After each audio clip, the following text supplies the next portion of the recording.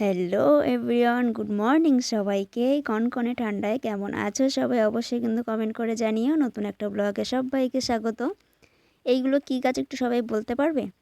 আর এইটা দেখো, গাছটা কিন্তু ফুলগুলো খুব সুন্দর হয়েছে।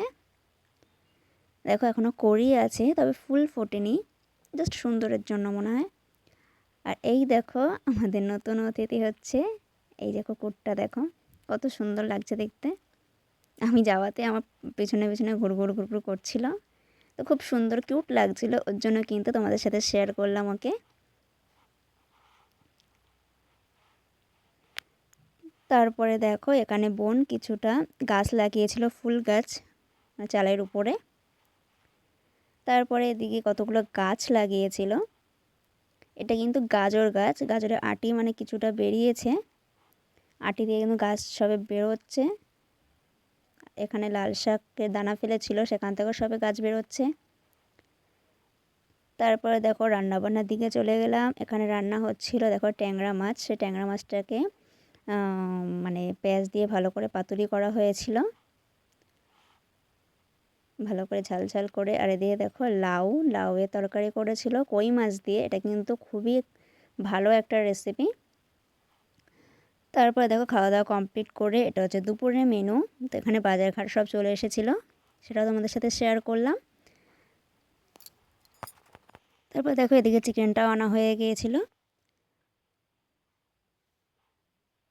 এবার আমি কিছু এদিকে দেখো মায়ের সঙ্গে কিছু কোটাকাটি করছিলাম। এখানে পেঁয়াজ, রসুন, টমেটো, আদা, তারপরে কিন্তু আজকে হবে ফ্রাইড রাইস চিকেনের সাথে। তো তার জন্য দেখো গাজর, বিনস, ক্যাপসিকাম সব কিন্তু কাটাকাটি পর্যন্ত হয়ে গিয়েছিল, তো সেটাই তোমাদের সাথে শেয়ার করেছি। তারপরে দেখো এবার চলো, এবার এগুলোকে একটু ভাজাভুজি করে নেব।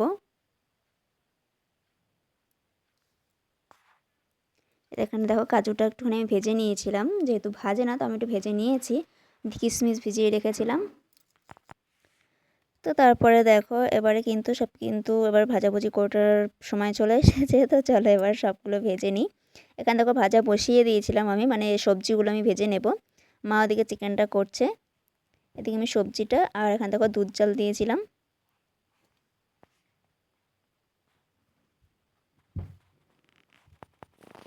তারপরে দেখো এখানে কিন্তু মানে ভাতটা যে করবো তার জন্য এখানে এলাচ, দারচিনি, তেজপাতা সব কিন্তু আমি এখানে জোগাড় করে রেখে দিয়েছিলাম। আজকের ভিডিওটা যদি কারো ভালো লাগে অবশ্যই কিন্তু লাইক, কমেন্ট, শেয়ার করে দিও। আর নতুন হলে চ্যানেলটিকে অবশ্যই সাবস্ক্রাইব করে পাশে থেকো।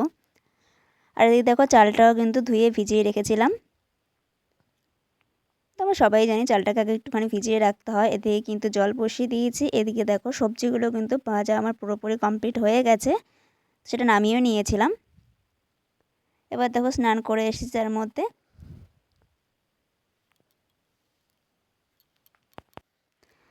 তারপর দেখো স্নান করে এসে তারপরে কিন্তু দেখো রান্নাবান্না সব কমপ্লিট হয়ে গেছিলো তার মধ্যে, তারপরে ভিডিওটা করা।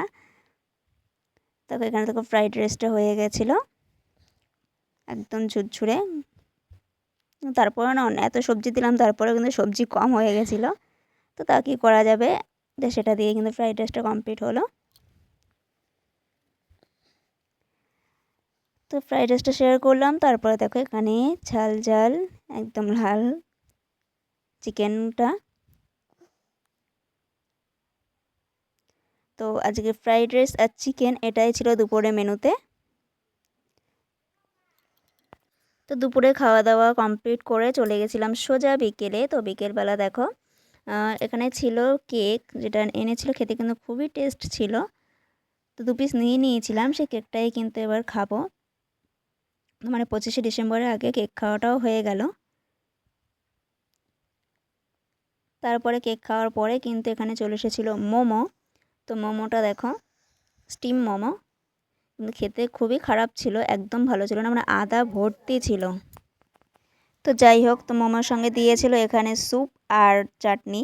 তো স্যুপটাও যে খুব একটা ভালো ছিল সেটাও না, দেখো স্যুপের কালারটা দেখো। তো যাই হোক স্যুপ দিলেও টমেটো মানে টমেটো কেচাপ দিয়েছিল, মানে চাটনি।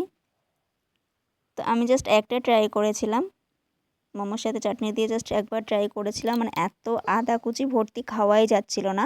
তো একটা জাস্ট খেয়ে বাস ওইভাবেই পড়েছিল। মোমোগুলো। তো দেখো খাওয়া দাওয়ার পরে চলে গেছিলাম একদম রাত্রেবেলা। তো রাত্রে দেখো এখানে কিন্তু সাদা ভাত আর চিকেন ছিল, স্যালাড ছিল। তো বাস এইভাবেই কিন্তু তো রাতের ডিনারটা কিন্তু এই সাদা ভাত আর চিকেন স্যালাড দিয়েই কিন্তু শেষ করলাম। তো আজকে ভিডিওটা যদি ভালো লাগে অবশ্যই একটা কমেন্ট করে জানিও। তো আজকে ভিডিওটা এখানেই শেষ করছি। সবাই ভালো থেকো, সুস্থ থেকো, নিজের খেয়াল রেখো। দেখা হবে অন্য একটি ভিডিওর সঙ্গে।